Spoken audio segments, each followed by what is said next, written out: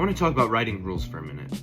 So there's all these rules out there with writing. Show don't tell is probably the biggest one. Now there's a lot of controversy about show don't tell. A lot of people saying, oh no, you need to tell. Show don't tell is stupid. And a lot of people saying, oh, show don't tell is the best advice any writer can be given. For those of you who don't know, show don't tell basically just means don't explain everything about your story through dialogue. Allow your characters to show it through action.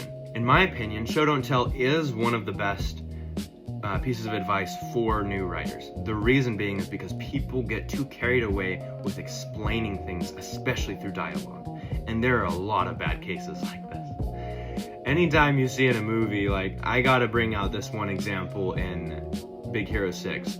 When Hiro and Tadashi were having a conversation in their bedroom, Tadashi said, oh, what would mom and dad say? And Hiro replied with, I don't know.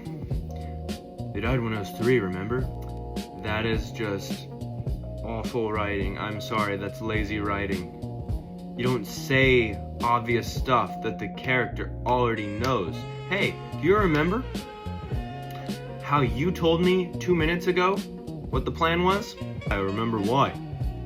Oh, just because the audience needed to hear about it too. So here's the thing about show don't tell. It is very important to understand when to show and when to tell. The reason why the rule show don't tell is there is because most people tend to tell rather than show.